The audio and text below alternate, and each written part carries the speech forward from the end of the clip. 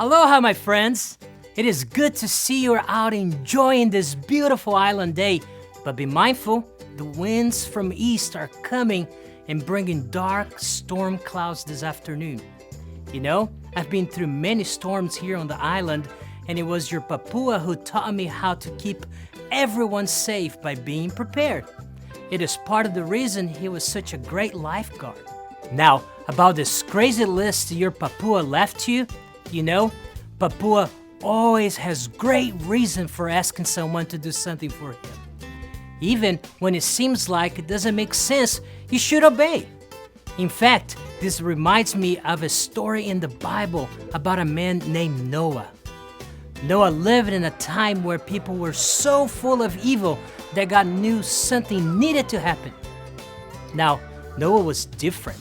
In fact, he was the only person who lived right and pleased God. So God made a plan to save Noah and his family for what he was about to do.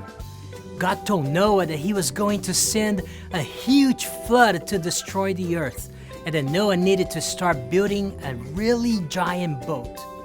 Noah followed God's instruction to make the boat 45 feet high, 75 feet wide, and 450 feet long. This was the only way the boat would be big enough to feed Noah's family and 2 of every kind of animal on earth. This might have seemed like crazy instructions, but didn't stop Noah from obeying God. Once he was finished, he went into the boat with his family and brought each kind of pair of lions, lambs, butterflies, bluebirds, bears, elephants, and every other kind of animal inside with them, just as the rain started to fall. For 40 days and 40 nights, water gushed from left and right and up and down. It was a good thing Noah obeyed all God's instructions, because he was able to keep his family and all the animals safe. Water flooded the earth for 150 days. God sent a wind to sweep over the earth, and the water began to go down. The rain stopped falling from the sky, and the water continued to go down. It wasn't long until the boat landed on the top of Mount Ararat. Noah sent a white dove out to see if the water had gone away. The dove came back because there were no place to land. A short time later, Noah sent the same dove out and returned with a leaf from an olive tree in its beak. Then, 7 days later, Noah sent the dove out again, but this time, he didn't come back at all. That meant all the water was gone. God told Noah and his family that the time had come for them to leave the boat. God made a promise that he would never send another flood to destroy the whole earth again. God placed a rainbow in the clouds as a sign of his promise. Every time you see a rainbow in the sky, you can remember that promise is true for you today, because Noah's family obeyed God. How cool is it that even though God was telling Noah to do something kind of crazy, he listened to God and obeyed him. And because he obeyed, his entire family and all the animals were safe from the flood. Just like Noah listened to God and obeyed, your family should remember to obey too. Well, it looks like the sky will be getting angry very soon. But don't worry, there's always a rainbow on the other side. Aloha! Gather of wood, place 6 pieces in each hut, tie boats to the dock on the north end of the beach where the waves are less intense. Gather rocks and create circles around each hut for stability, and bring animals into the empty hut on the east end of the island where the wind is blocked by the volcano. This list that Papua gave me is crazy. I mean, who even knows which way is east and which way is north? Aloha. Keikaiki, that means sibling in Hawaiian. Aloha, Scout. So you're probably wondering why I got these Band-Aids on my man-and-mans. That means fingers in Hawaiian. You are? Okay, good. Well, I went out to Nani's and Papawa's pineapple tree, and I had to try out a pineapple because everybody said they were the best here in Hawaii. So that's what I did. I climbed up one, but nobody told me they were prickly. So I got all my fingers all bloody and hurt because of trying to pick a pineapple. They're crazy. Oh, and also, a fish jumped out and started tap dancing on my head. Oh, that's nice. Wait, tap dancing? Scout, what happened to your fingers? What? Well, it's about time to pay attention. What on earth are you occupied right there for? Oh, you mean this crazy list that Papua gave me that has 5 incredibly difficult tasks that, we're supposed to do because there's a storm coming, except it's a perfectly sunny day outside?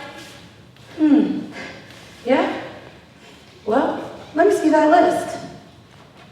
Well, he does have a lot of instructions and it's pretty detailed, so I don't know. What do you think?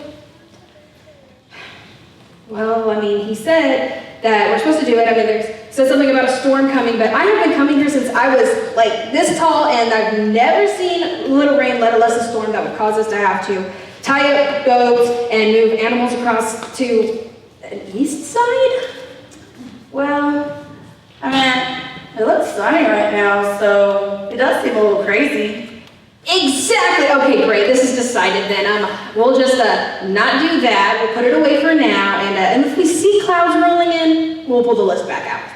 That sounds like a plan. Here, I'll give that back to you. You can put it in your memory book to keep it safe. Hey, Scout. Take a look at this. Did you know that Papua was a lifeguard? What? Let me see. I didn't know they took pictures back when the dinosaurs were around. That's crazy. Man, I wondered if he ever wrestled with Daddy Shark, Daddy Shark, No. But I can't believe that Papua has not told us any of his life-saving stories. Well, maybe it's like, that kind of reminds me like his friend Lonnie said that about Noah, how he had some instructions from God, some crazy instructions, but because he was obedient to all of it, he was able to be saved and so his family. So maybe that list isn't that bad to follow after, because Noah did have a lot to do. He had to build a boat, take care of his family, take care of the animals, so that list doesn't look so bad after all. I guess you're right. Could you imagine if Noah hadn't obeyed the list? Ooh, trouble for sure. Yes. Well, here we go. Let's look at the list and see what's on there so we can get started. Okay, you ready? Ready. All right. And it says that we need to gather up wood. Place 6 pieces in each hut. Tie boats to the dock on the north end of the beach, where the waves are less intense. We need create circles around each hut for stability. Bring animals into the empty hut on the east end of the island, where there something about a volcano. Is that all that he has? It looks like there's more. He did say there were 5. Let me see the list. The 5th one is on the back of the paper. The back? Why didn't I think of that? Oh my goodness. Well, let's read it. It says we need to... Oh no. What did it say? No!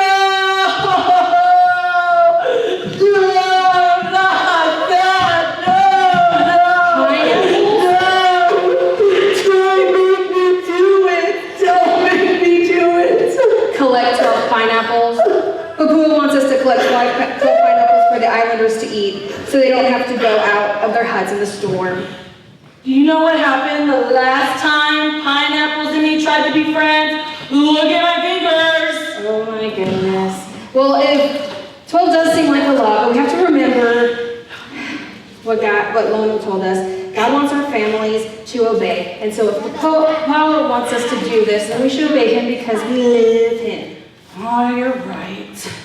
All right, well, we better get going. It doesn't seem like there's much time to do this. All right, I know who we should talk to. Come follow me. Okay. All right, everybody stand up.